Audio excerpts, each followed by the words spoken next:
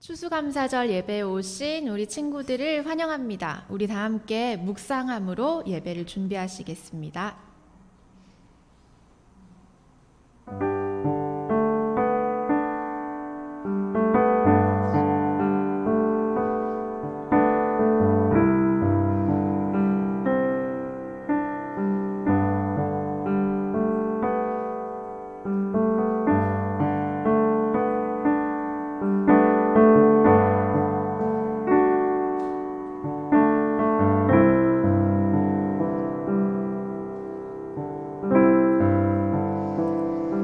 여호와께 감사하라. 그는 선하시며 그 인자하심이 영원함이로다. 아멘. 선하시며 인자하심이 영원하신 하나님을 찬양합니다. 하나님, 이 시간 우리가 현장과 온라인에 모여서 이렇게 예배할 수 있음이 정말 감사합니다. 오늘 드려지는 찬양과 기도와 조 나눔과 예배의 모든 순서를 통해 하나님이 얼마나 선하시고 인자하신 분인지 알 수 있도록 우리 모두를 인도해 주시길 기도합니다. 감사드리며 예수님의 이름으로 기도드렸습니다. 아멘. 사도신경 고백하겠습니다. 전능하사 천지를 만드신 하나님 아버지를 내가 믿사오며 그 외아들 우리 주 예수 그리스도를 믿사오니 이는 성령으로 잉태하사 동정녀 마리아에게 나시고 본디오 빌라도에게 고난을 받으사 십자가에 못 박혀 죽으시고 장사한 지 사흘 만에 죽은 자 가운데서 다시 살아나시며 하늘에 오르사 전능하신 하나님 우편에 앉아 계시다가 저리로서 산자와 죽은 자를 심판하러 오시리라. 성령을 믿사오며 거룩한 공회와 성도가 서로 교통하는 것과 죄를 사하여 주시는 것과 몸이 다시 사는 것과 영원히 사는 것을 믿사옵나이다. 아멘. 우리 추수감사절 예배에 나온 중등부 친구들을, 선생님들을 환영합니다. 우리 이 시간 한번 옆에 친구, 지금 줌으로 하는 친구들은 줌에 보이는 그 친구의 눈을 보고 한번 인사해 볼까요? 널 만나서 기뻐. 오그라들지만 널 만나서 기뻐. 네, 널 만나서 기뻐. 우리 친구가 왔어요. 현장에 우리 주혁이 친구 왔는데 널 만나서 기뻐. 네, 이렇게 고백을 했어요. 제가 이번에 또 축복송으로 찬양 시작했으면 좋겠는데 이건 되게 말씀으로 된 찬양이에요. 그래서 우리가 먼저 하나님이 나를 축복해 주시고 나를 사랑하신다는 그러한 사실을 내가 먼저 오케이, 그거 진짜인 거 알아요. 이렇게 해야지 내가 남을 축복할 수 있을 것 같거든요, 제 생각에는. 그래서 우리 한번 나의 하나님 여호와가 나의 가운데 계신다라는 고백으로 나아갔으면 좋겠습니다.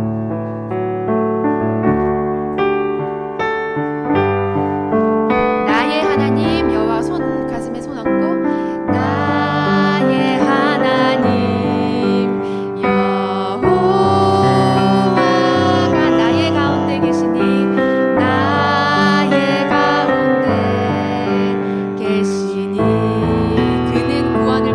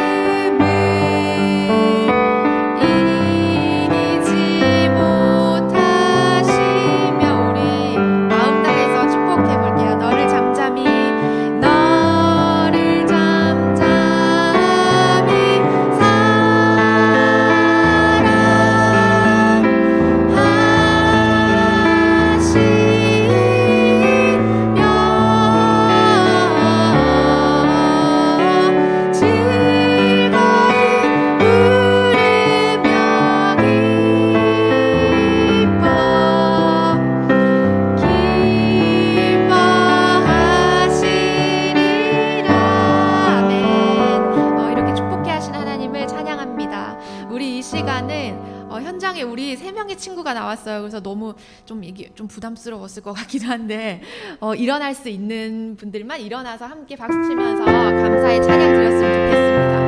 네, 일어나요.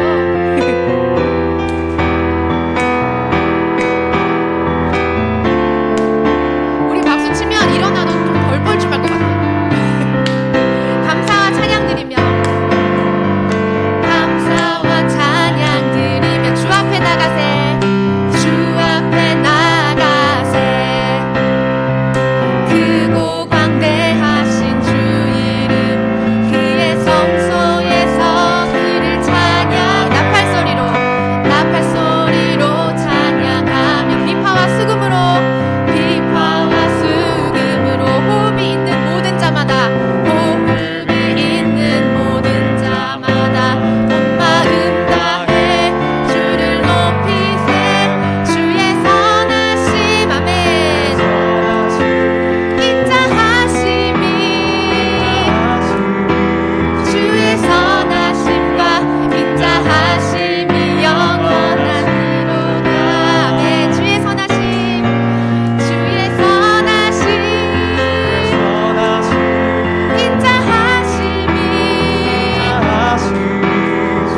선하심과 인자하심이 영원하시도다 아멘 2절 함께 부릅시다 예수 하나님 독생자 만유의 창조 우리 믿음으로 고백합시다 모두 다 그 앞에 나아가 목소리 높여 주를 찬양해 우리 나팔 소리로 찬양하며 비파와 수금으로 호흡이 있는 모든 자마다 온 마음 다해 주를 높이세 주의 선하심 인자하심이 주의 선하심과 인자하심이 영원하시도다 우리 한 번 더 고백하며 나아갑시다 주의 선하심 인자하심이 주의 선하심과 인자하심이 영원하시도다 우리 한 번 더 목소리 높여 주의 선하심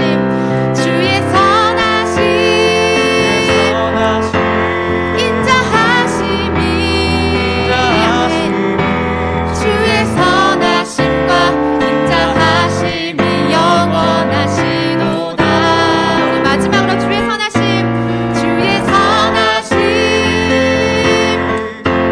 인자하심이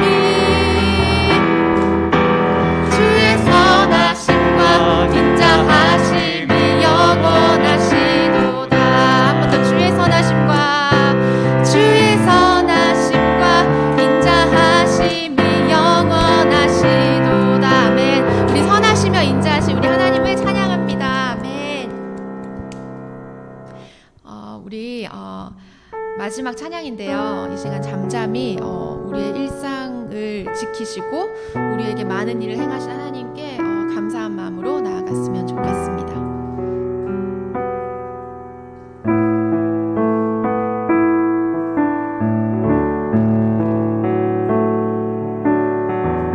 거룩하신 하나님 거룩하신 하나님 주께 감사드리세 날 위해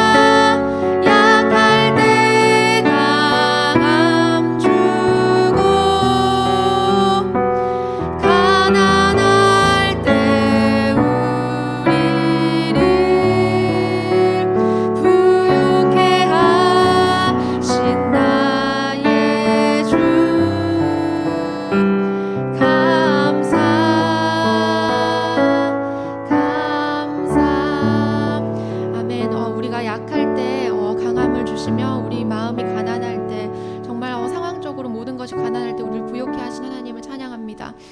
우리 이 시간 우리의 삶을 얼마나 하나님께서 돌보고 계셨는지 돌아보기를 원합니다.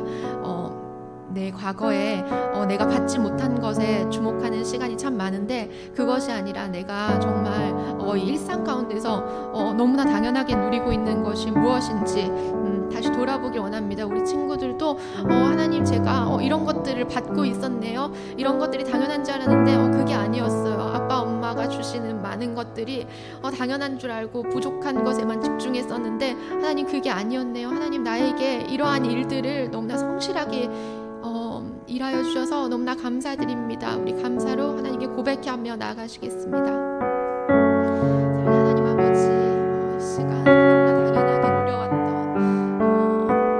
너무나 부족한 것만을 바라보며 살아왔던 그 모든 것을 회개합니다. 하나님 나에게 가장 좋은 것으로 성실하게 행하고 계셨는데 그것을 알지 못하고 하나님의 성실하심 주목하지 못하고 살아왔음을 고백합니다. 하나님 이 시간 주님 함께 해주시고 하나님이 하신 놀라운 일들을 바라보며 기대하며 하나님 찬양할 때 하나님이 이 자리에 계시면 하나님 영화롭게 되어주시는 줄 믿습니다. 하나님 함께하여 주시옵소서.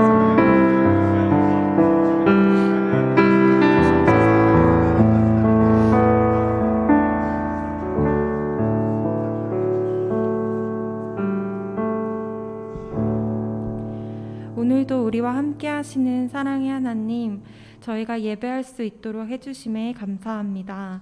모든 과일과 곡식이 아름답게 열매 맺는 이 추수감사절날 하나님께서 우리에게 주신 것을 생각해 봅니다. 저희가 평소에 드리는 모든 것들이 그냥 주어지는 것이 아니라 하나님이 선물해 주셨다는 사실을 깨닫는 시간이 되게 해주세요. 매일 푸르렀던 하늘도 미세먼지가 가득 덮여서 이제야 파란 하늘의 소중함을 깨닫습니다. 삶에서 늘 부족함이 없었다가도 마음이 어렵고 낙담하게 되고 실패하게 되는 순간마다 우리가 살아온 인생이 하나님이 주셨던 선물이라는 것도 깨닫습니다. 우리 중등부 친구들 모두가 주신 것을 감사하면서 각자의 어려움을 이겨낼 수 있는 믿음의 친구들이 될 수 있게 도와주세요. 말씀을 들을 때 우리에게 보내주신 유승현 전도사님이 선물임을 감사하면서 귀 기울여 듣게 해주시고 한 구절이라도 우리 마음에 남아 열매 맺을 수 있게 도와주세요. 이 시간을 허락해 주신 하나님께 감사드리며 모든 것의 주관자 되시는 예수님의 이름으로 기도드렸습니다. 아멘.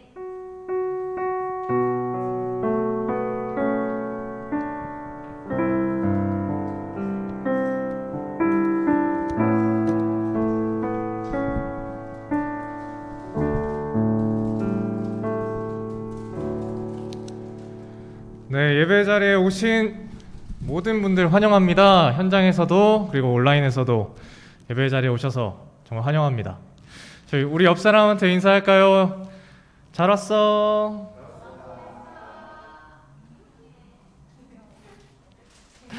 네, 지금 이제 함께 성경 봉독하겠습니다.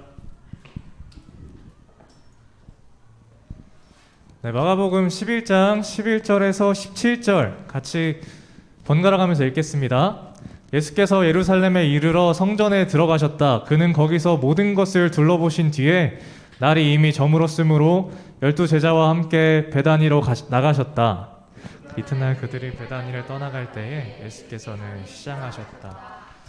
멀리서 잎이 무성한 무화과 나무를 보시고 혹시 그 나무에 열매가 있을까 하여 가까이 가서 보셨는데 잎사귀 밖에는 아무것도 없었다. 무화과의 철이 아니었기 때문이다. 예수께서 그 나무에게 말씀하셨다. 이제부터 영원히 내게서 열매를 따먹을 사람이 없을 것이다.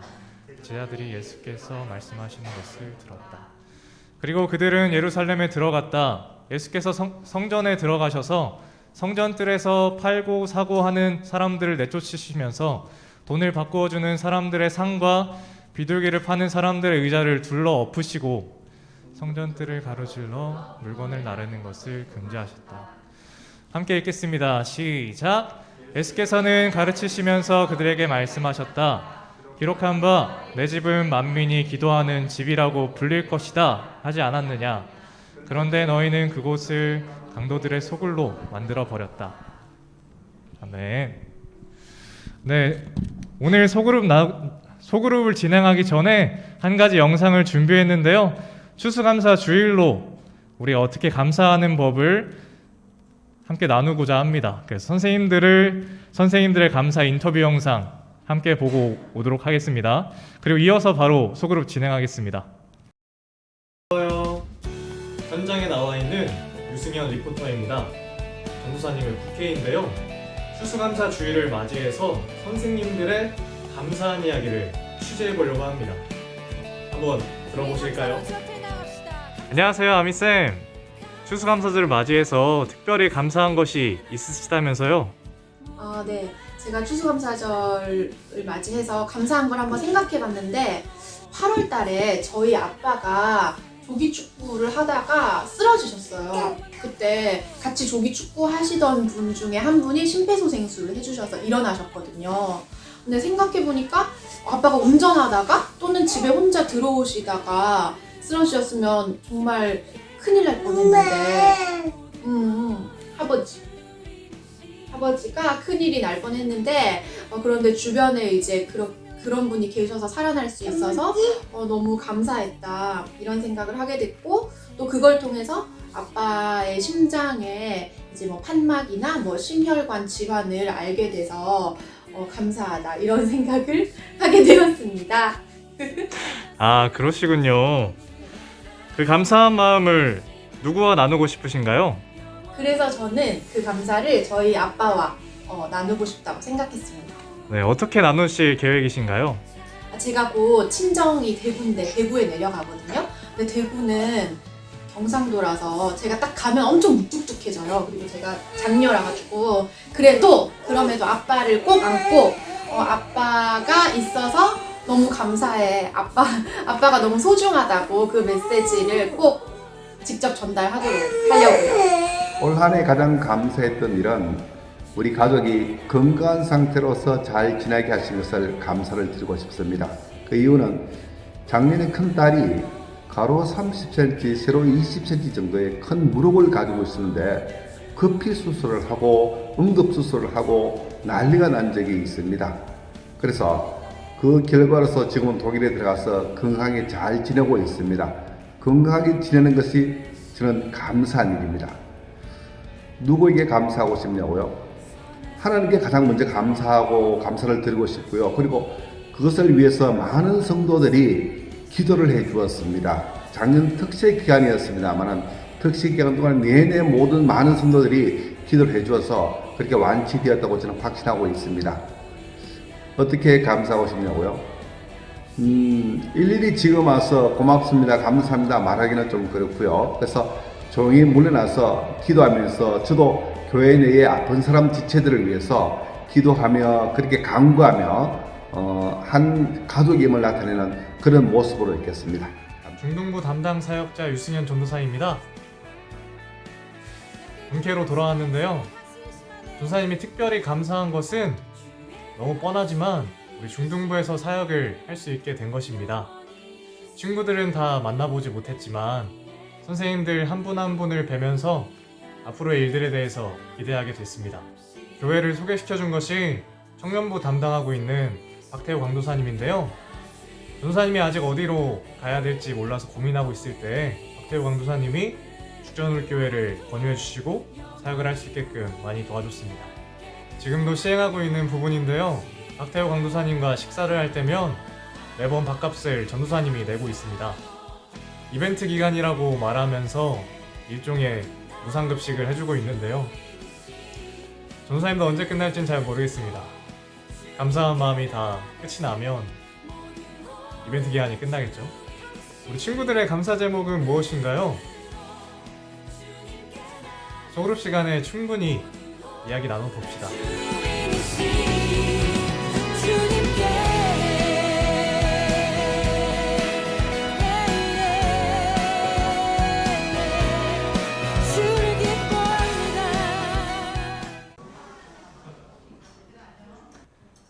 주원이 감사한 제목 어떤 거 이야기했나요?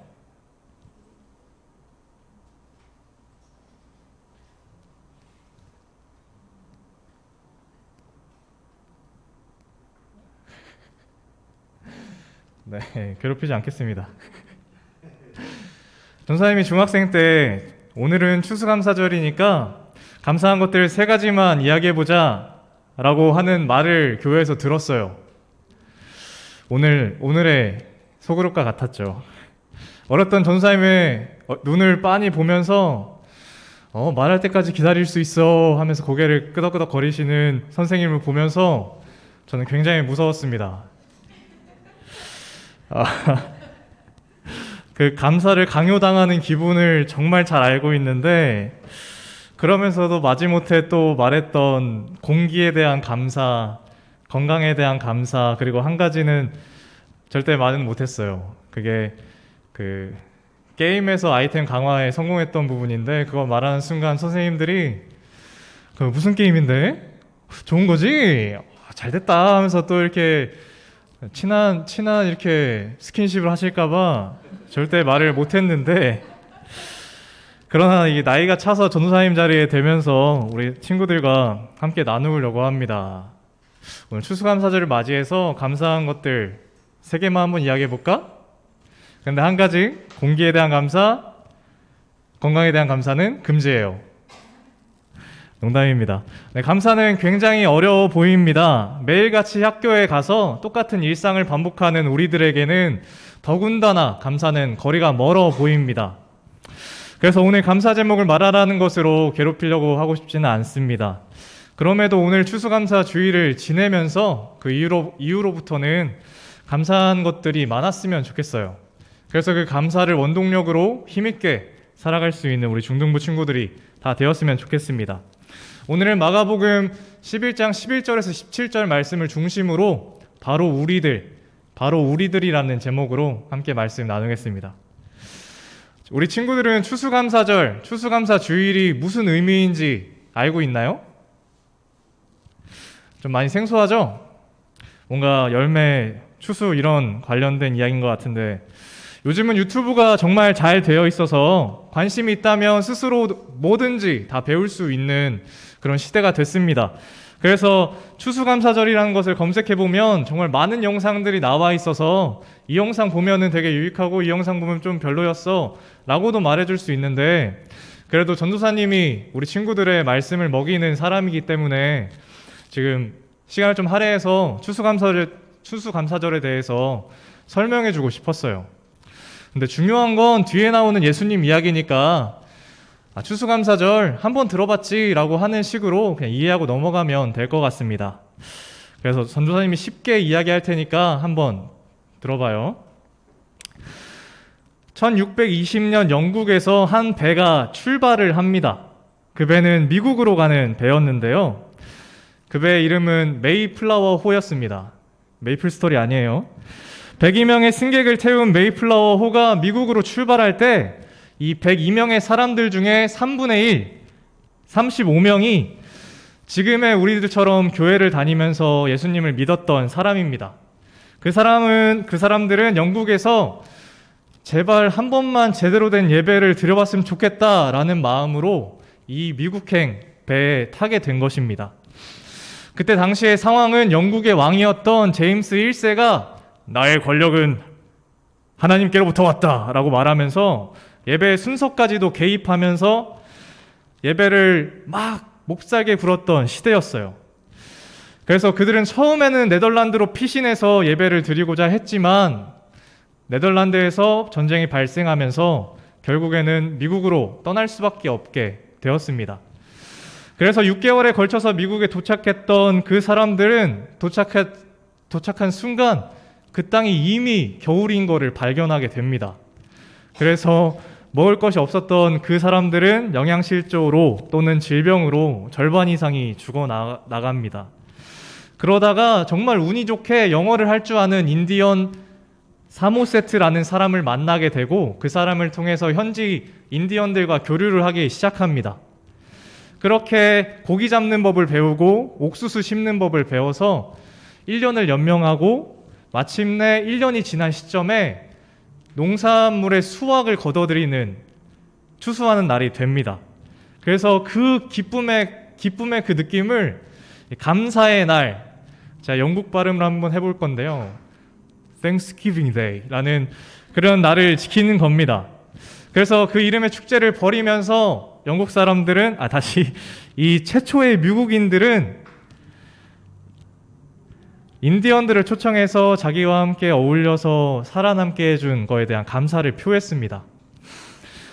네, 이것이 추수감사절의 유래인데요. 그 이후에 미국의 국경일이 되고 그리고 미국 교회에서 매 11월 넷째 주에 지키는 절기가 되었습니다. 이때 칠면조를 많이 먹는데요. 그 이유는 인디언들이 와서 칠면조 사육법에 대해서 알려주었기 때문입니다. 그것을 기념하면서 칠면조를 지금도 먹고 있습니다. 네, 이렇게 추수감사절의 유래를 살펴봤는데요. 정말 놀랍게도 추수감사절의 유래는 성경이 아니라 미국의 한 역사 속 일이었습니다. 우리나라에서 추수감사절을 지키는 이유는 되게 미국 문화의 영향을 받았기 때문이라고도 할 수 있어요.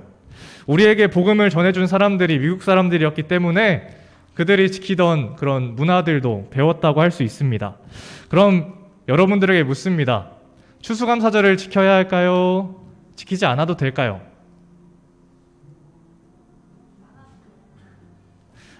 네, 이렇게 일의 순서를 거슬러 올라가다 보면 추수감사절은 지키지 않아도 됩니다. 이렇게 감사를 강요당할 필요는 없습니다. 공기에 감사하고 건강에 대해서 감사할 필요는 없습니다. 그래도 전도사님이 이 자리에서 우리 친구들과 추수감사절을 지키면서 그 미국인들이 감사했던 그 마음을 같이 나누고자 했는데요. 우리 친구들은 21년 한 해를 마무리하는 시점에서 돌봐주신 하나님께 감사하는 마음이 있나요? 한 해 동안 열심히 일하면서 공부하면서 맺었던 결실들이라는 게 있나요? 그래서 오늘은 추수감사주의를 지키면서 1년 동안 우리의 삶을 돌아보고 그 매 순간 돌봐주셨던 하나님의 그 섬세한 일들에 대해서 돌아보는 시간을 찬찬히 가져봤으면 좋겠습니다. 그래서 오늘 한 가지 좀 숙제를 내주고 싶은데요. 감사는 늘 행동으로 이어집니다. 인디언에게 감사했던 사람들이 잔치를 베풀었던 것처럼 우리 그 한 가지 감사를 표현하는 방법을 한번 해봅시다. 괜찮겠죠? 네, 추수감사절은 이렇게 감사를 표하는 기쁜 날이었습니다. 이제 본문 함께 나누고 싶은데요. 그런데 본문에서는 예수님은 더 큰 절기인, 더 큰 기쁨의 날인 6월절이라고 하는 이 명절에 아주 큰 화를 내고 계십니다. 극대노를 하고 계십니다. 6월절이라고 하는 것은 그때 노예 신분이었던 자신의 민족이 자유인이 되었다는 것을 기뻐하는 날이었습니다. 이 사람들은 이 날 같이 기쁨의 축제를 벌이면서 지금 시점에서도 동일한 로마에서부터 식민 지배를 받는 상황에 다시 한번 구원을 받을 거라는 기대감을 가졌습니다. 그러나 오늘 예수님은 이 즐거움에 아주 정반대로 행동하시는데요. 강하게 화를 내시면서 이 심한 말을 하십니다. 예수님은 두 가지 일을 하셨는데요. 먼저는 예루살렘 성 밖에 있는 숙소에서 나오셔서 길가에 잘 있는 나무를 저주하십니다. 그냥 이렇게 너무 끔찍한 말이었네요. 그리고서는 이제 성전에 들어가서 그 안에 동전 바꾸는 사람들을 쫓아내시고 동물을 쫓아내면서 아주 한바탕 소동을 벌이십니다. 예수님은 왜 즐거운 날에 화를 내셨을까요? 이렇게 기뻐해야 할 축제에 왜 화를 내셨을까요? 그것을 하나하나 찾아보기 원합니다. 화를 내신 이유는 성전을 한 바퀴 돌아보시고 그 사정을 다 돌아보신 후에 예수님이 가지셨던 감정이 분노였기 때문입니다. 예수님은 예루살렘에 들어오신 첫날에는 아무 말도 하지 않고 조용히 성전을 돌아보십니다. 병행구절의 누가복음을 보면 이렇게 돌아보시고는 예수님은 우셨다고 말을 하고 있습니다. 성전의 사정을 세세히 다 알아보신 후에 예수님은 내일 성전에 가가지고 진짜 한바탕 해야겠다, 이거 안 되겠다 하시면서 숙소에서 잠을 청하신 후에 아침에 일어나서 나무 한 그루를 저주하시고 그분의 결심대로 성전에서 한바탕 그냥 심한 말을 그냥 쏟아내는 겁니다. 예수님이 성전을 뒤집어 엎으시던 그날, 그것은 전날 모든 사정을 다 알아보신 그 새로운 재판관인 예수님이 성전에 대해서 다시금 새로운 재판을 해주시는 것이었습니다.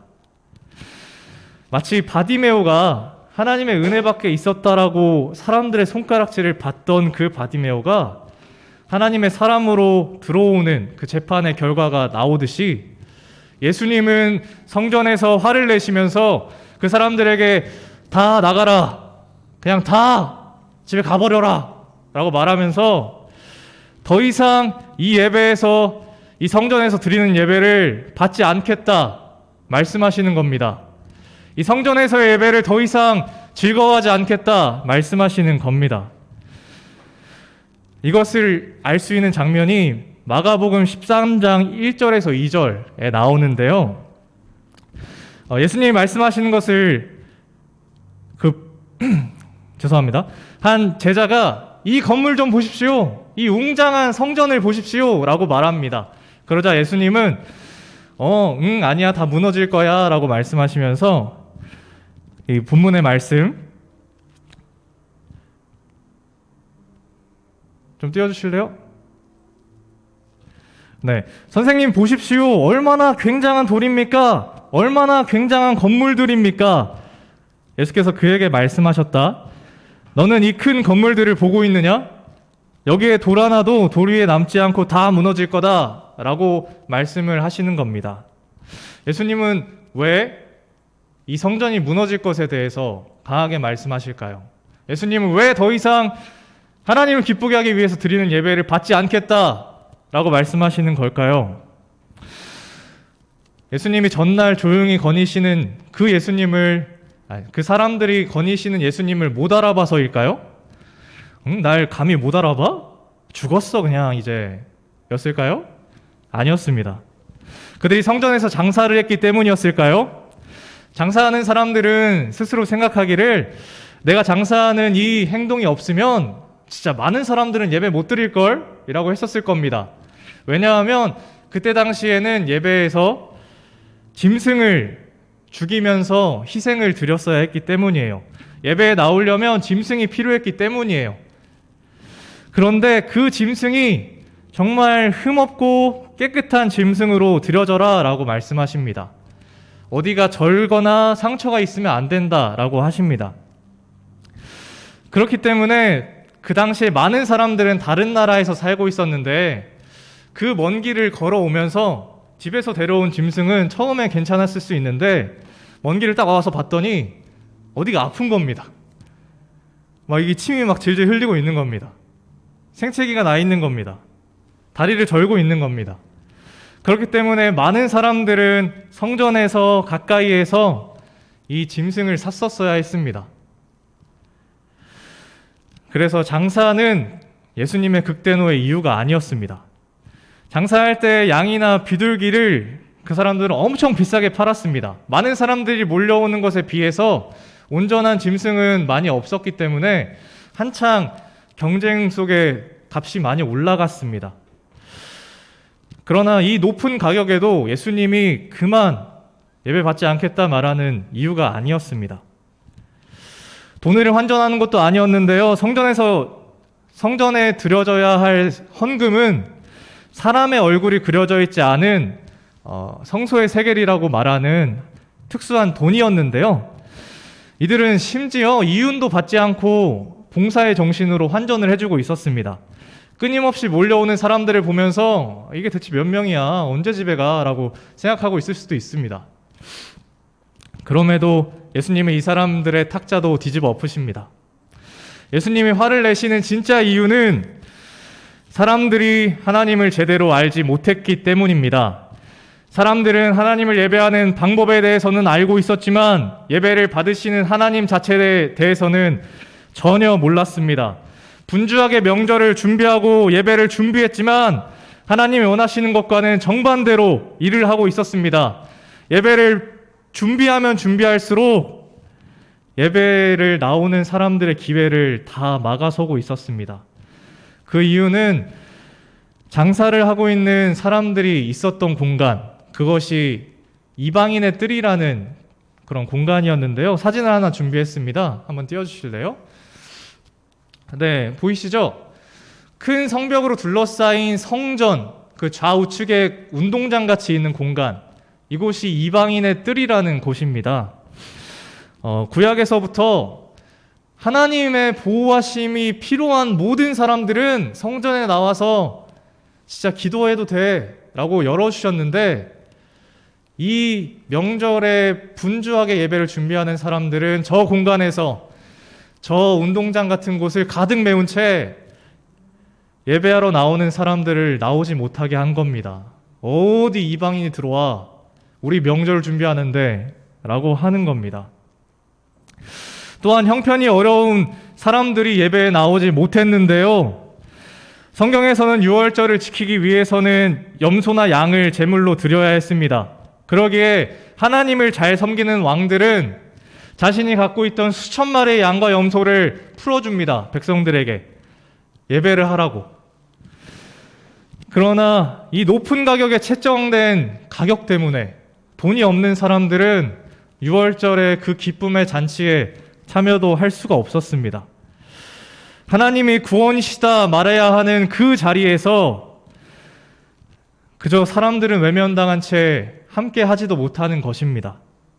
이들이 외면한 곳에 자리 잡은 것은 하나님을 기뻐하는 마음이 아니라 돈을 제대로 한번 벌어보자 하는 안간힘만 자리 잡았던 것입니다. 이 북적거리는 틈 사이에서 예수님은 사이사이를 뛰어다니시면서 큰 소란을 만드십니다. 양들을 묶어놓은 것들을 풀으시면서 가죽끈으로 그걸 힘껏 때리며 쫓아내십니다. 비둘기 장사꾼들의 의자를 엎으시면서 그들이 땅에 내팽개치게 하십니다. 환전하는 사람들의 탁자를 뒤엎으십니다. 소란스러웠던 성전은 이내 조용해지고 예수님을 주목하는 그 시점에 한마디 하시는데요. 그 메시지는 분명했습니다.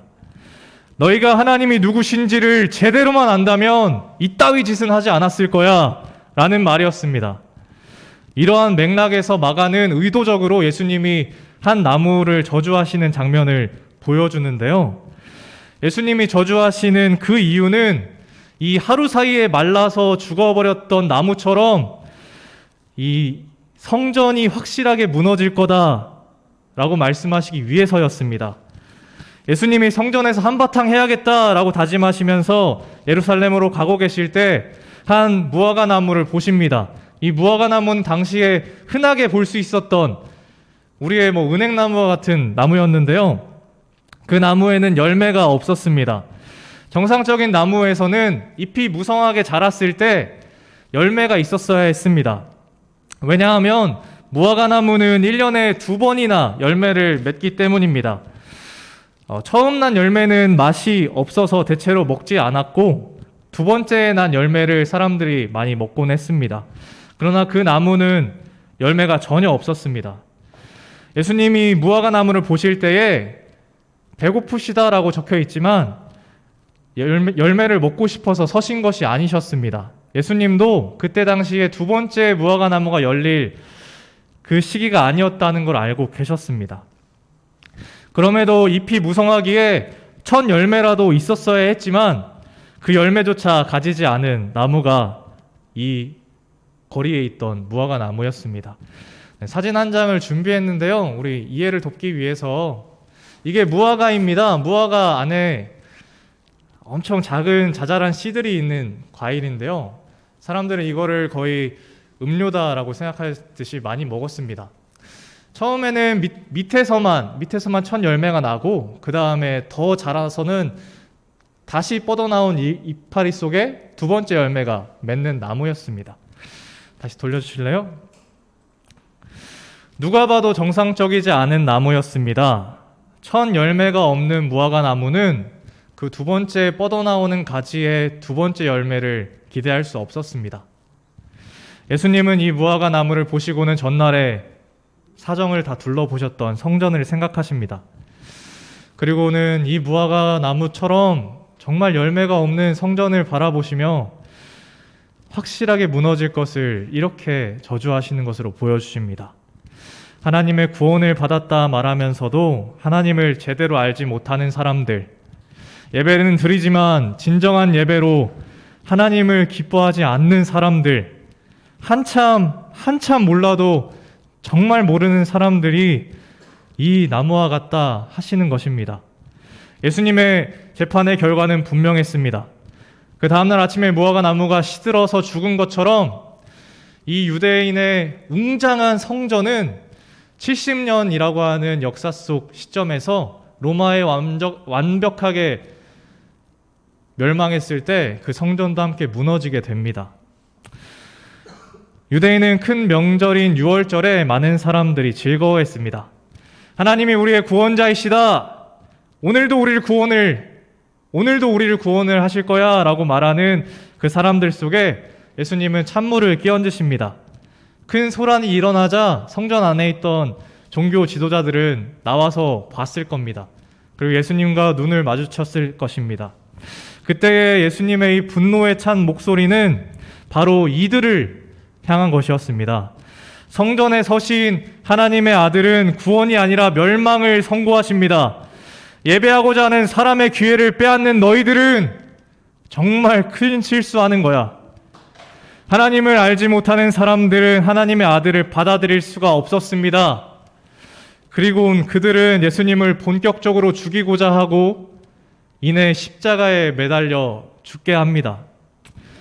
그러나 예수님은 예배의 자리에 내쫓긴 사람들의 편에 서실 뿐만 아니라 그들 앞에서 같이 변호할 뿐만 아니라 진정한 예배의 자리로 초대해 주시는데요.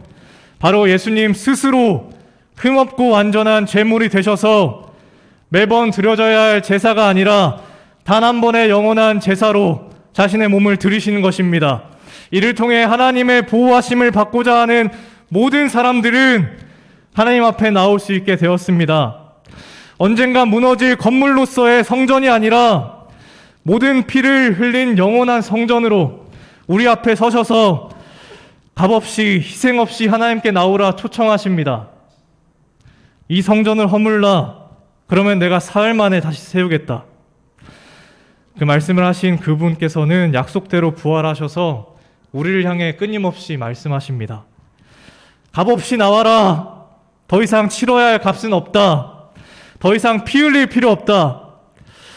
진정한 구원에 참여해라. 마음껏 하나님을 기뻐해라. 말씀하시는 겁니다.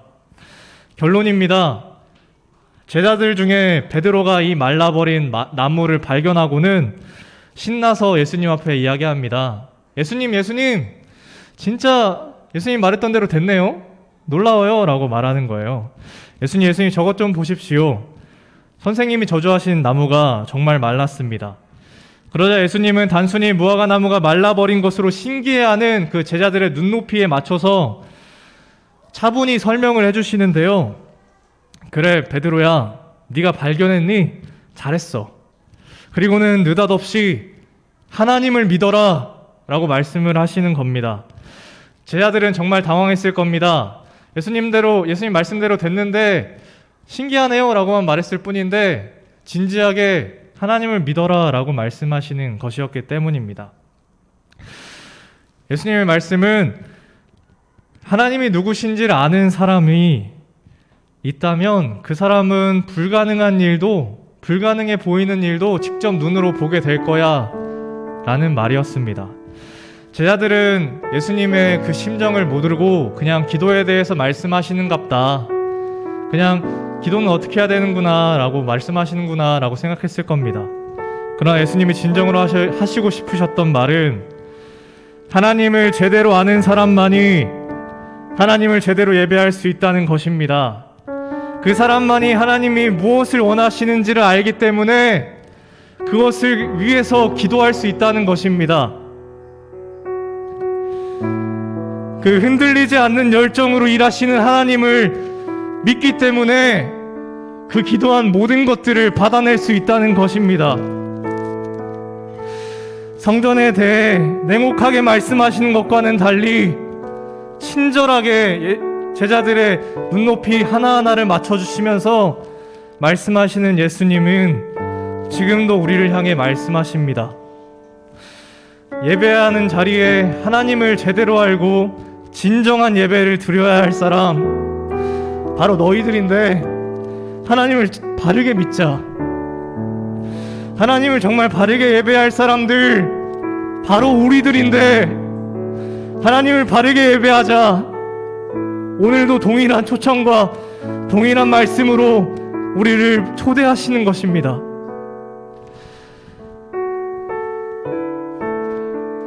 그러기에 말씀을 가지고 한 가지 강하게 권면하고 싶은 것은, 예수님이 우리를 돌아보시면서 우리의 예배를 살피실 때에 그 재판장이 되신 예수님 앞에 우리의 열매를 보여드립시다. 우리가 예배하면서 맺은 그 결실들을 보여드립시다. 처음 익은 열매로 맛이 안 날 수 있습니다. 그러나 예수님 앞에 서는 사람은 예수님의 빛 앞에 분명히 반드시 그 열매를 맺습니다. 그리고는 예수님 앞에 서면 설수록 그 열매는 무한히 자라납니다. 예배자로 부르시는 주님 앞에 하나님을 제대로 예배해서 정말 무수히 많은 열매를 맺는 우리 모든 중등부 친구들이 되기를 정말 마음 다해 소망합니다. 우리 말씀을 의지해서 예수님 앞에 서고자 결단하는 친구들, 우리 함께 일어나서 찬양했으면 좋겠는데요. 주를 위한 이곳에라는 찬양입니다. 우리 함께 일어나서 결단하면서 찬양합시다. 주님이 찾으시는 그 예배자 제가 되기 원합니다. 그 예배자 제가 되고 싶습니다. 함께 고백하기 원합니다.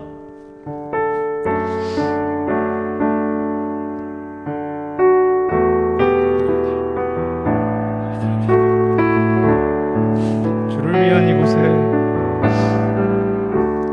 주를 위한 이곳에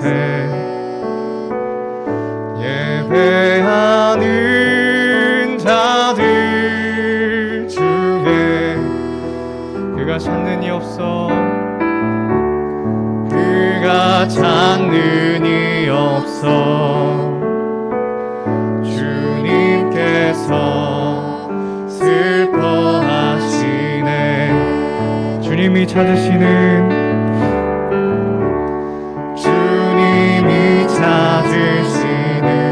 그 한 사람, 그 예배자 제가 되기 원합니다. 우리 함께 결단합시다. 예수님께서 나오라 초청하시는 그 음성에 반응해서 우리 함께 섭시다. 함께 예배합시다.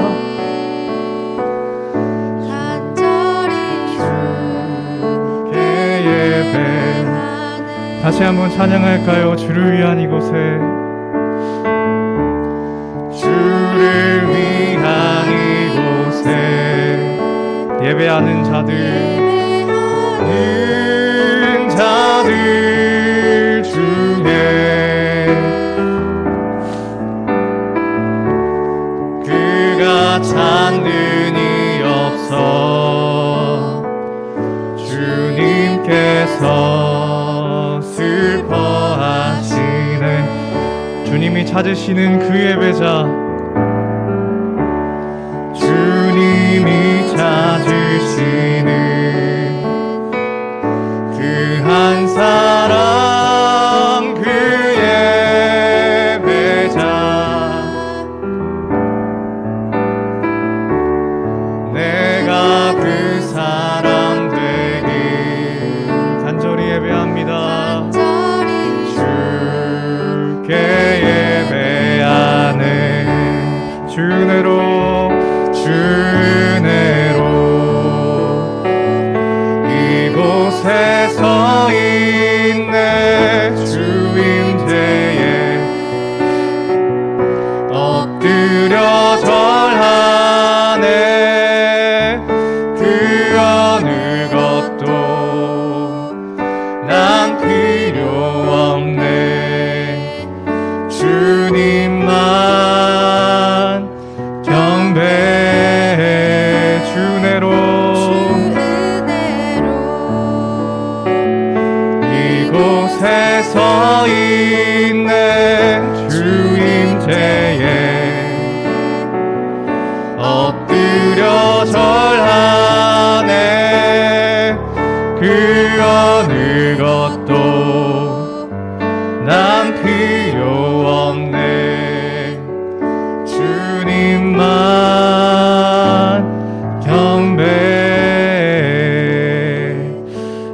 함께 목소리로 기도했으면 좋겠는데요.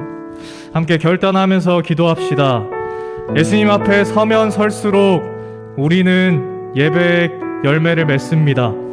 그러기에 매일 하나님 앞에 서기를 결단합시다. 우리가 하나님과 무관한 삶을 살다가 하루 교회에 와서 하나님이 복 주실 거야, 하나님이 구원하실 거야 말하는 것은 오늘 살펴본 무너진 성전입니다. 그러나 그 성전을 다시 세우시며 자신의 몸으로 우리를 초대하시는 예수님 앞에 매일매일의 삶의 열매를 맺는 예배자로 살겠다고 우리 함께 통성으로 기도합니다. 기도하시겠습니다.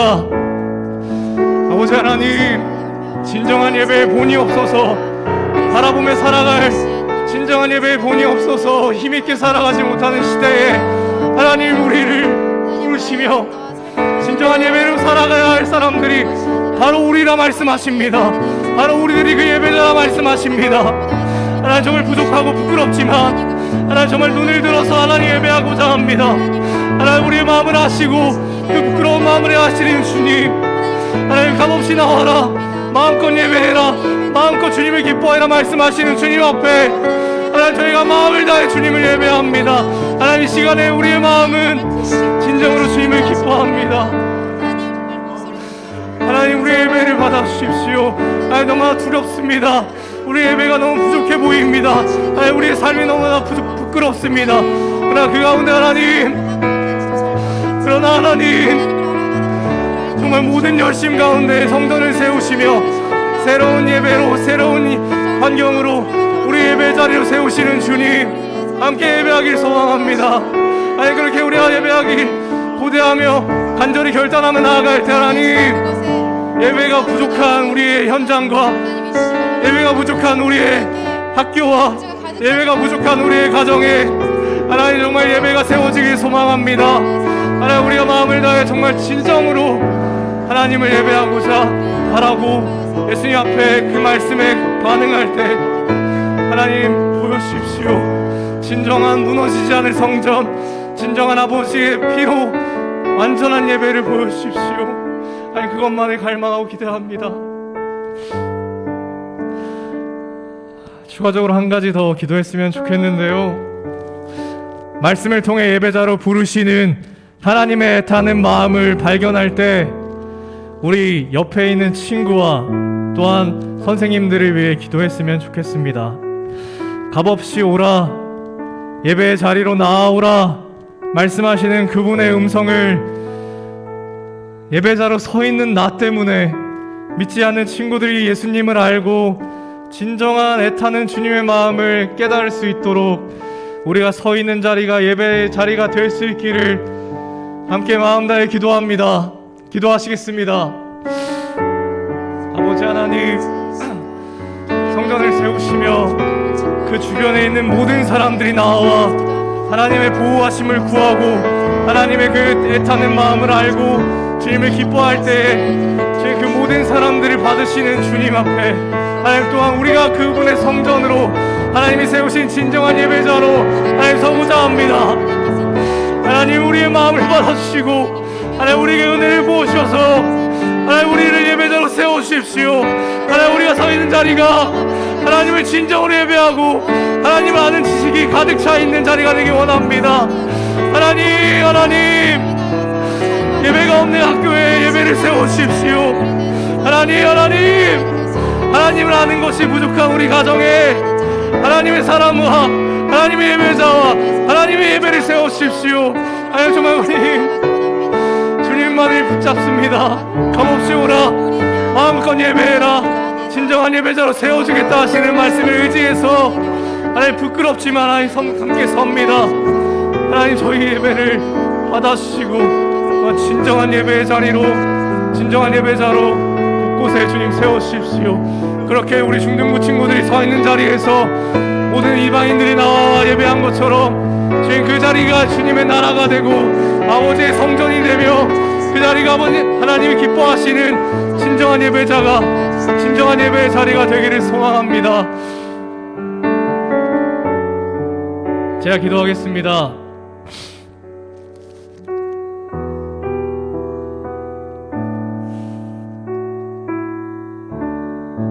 코로나로 인해서 무너진 예배에 또한 감동과 아무런 주님의 마음을 느끼지 못하는 예배 속에 주님의 음성을 듣습니다. 값없이 오라. 마음껏 나와 예배해라. 마음껏 주님을 기뻐해라. 라는 음성을 듣습니다. 하나님, 우리 중등부 친구들과 함께 예배할 때 우리의 예배에 부끄러운 것이 너무 많습니다. 우리의 삶도 주님 앞에 세울 것이 못 됩니다. 꼭 무너져야 할 성전과 같습니다. 그럼에도 불타시는 그 열정 속에 예배를 세우시며 또한 차분히 설명하시고 눈높이를 맞춰 말씀하시는 것을 통해 주님 용기를 얻고 예배하오니 오늘의 예배를 받아주십시오. 또한 우리 함께 결단했습니다. 예배에서, 가정에서, 우리가 있는 모든 자리에서 예배자로 서기를, 또한 그 예배의 자리가 진정한 하나님의 나라가 되기를 결단했습니다. 힘있게 살 수 있도록 주님 도와주십시오. 값없이 부르시는 주님 앞에 감사함으로 하루하루 충실히 살아나갈 수 있도록 주님 도와주십시오. 그렇게 하나님을 바르게 알고 하나님을 제대로 예배하는 우리 중등부 친구들을 통해 우리 위기라 말하는 우리 예배가 다시 서기를 진정으로 소망합니다. 또한 주님께서 은혜 주실 것을 굳게 붙잡습니다. 현장 예배에 나오면서 빈손으로 나오지 않고 아버지께 무언가라도 드리고 싶어 헌금하는 우리 친구들, 인생의 최선의 것으로 갚아주실 것을 믿습니다. 모든 것으로 돌보시는 주님이 가난하지도 않고 너무 부하지도 않게 돌보시며 하나님의 은혜를 감사할 줄 아는 예배자로 세우실 것을 믿습니다. 또한 그 마음도 주님께서 받아주실 것을 믿습니다. 이 모든 말씀을 주님의 이름으로, 우리 예수 그리스도의 이름으로 기도드렸습니다. 아멘. 오늘 주기도문 같이 하시겠습니다. 하늘에 계신 우리 아버지여, 이름이 거룩히 여김을 받으시오며 나라가 임하옵시며 뜻이 하늘에서 이룬 것 같이 땅에서 이루어지이다. 오늘날 우리에게 일용할 양식을 주옵시고 우리가 우리에게 죄지은 자를 사하여 준 것 같이 우리의 죄를 사하여 주옵시고 시험에 들게 하지 마옵시고 악에서 구하옵소서. 나라와 권세와 영광이 아버지께 영원히 있사옵나이다. 아멘.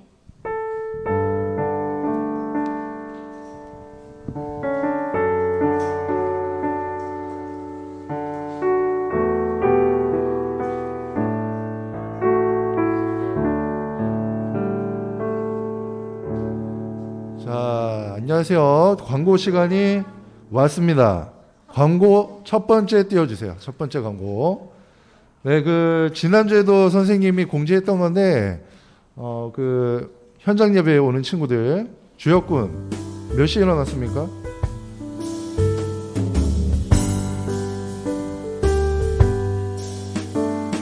(9시 10분) 네, 9시 10분 아주 잘 일어났네요. 그래서 10시에 뵈니까 늦지 않게 잘 왔죠? 그리고 그런 것들 전날 확인 잘 해가지고요.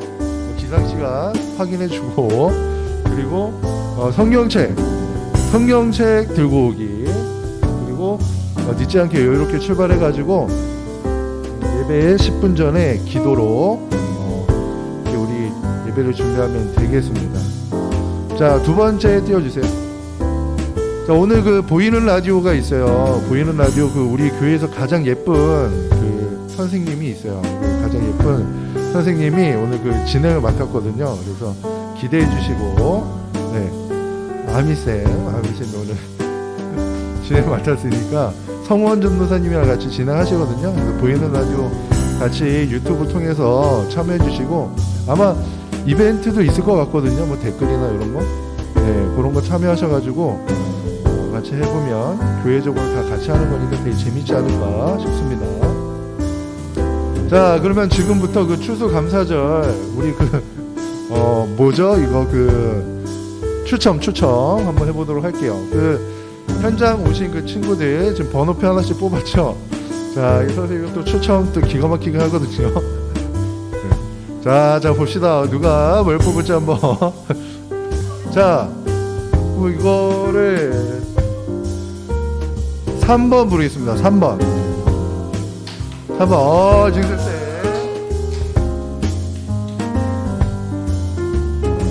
다 불러야 돼? 빨리 할게요. 6번 오세요. 6번. 6번. 아, 요거 선생님이 6번을 알고 있었거든요. 누구 건지. 자, 2번 부르겠습니다. 2번 사과 키 하나 들어야 돼. 2번. 아, 네. 아, 네. 자, 3번 오세요. 3번 키 5개. 아, 했어요? 아, 했습니까? 그 순서대로 할게요. 그냥 4번. 아, 이거 다 해야 돼? 14번. 자, 5번 나오세요. 5번. 자, 5번 요거 깜찍하게.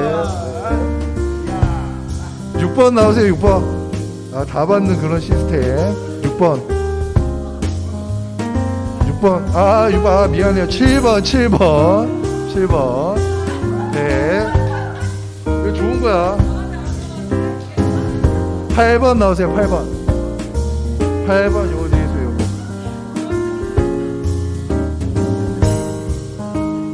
9번 나오세요. 배 하나 드리겠습니다. 9번 배. 네. 아, 제 겁니까? 아, 네. 10번 나오세요. 10번. 아, 네. 아하, 요거. 자, 11번. 아, 배. 아, 포장 없는 배. 12번 아니죠? 12번.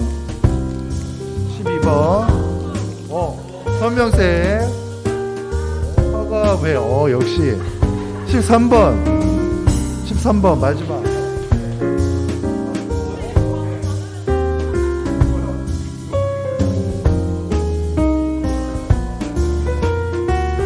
자, 이렇게 추천 마무리하고요. 친구들 다음 주에 뵙도록 할게요. 안녕.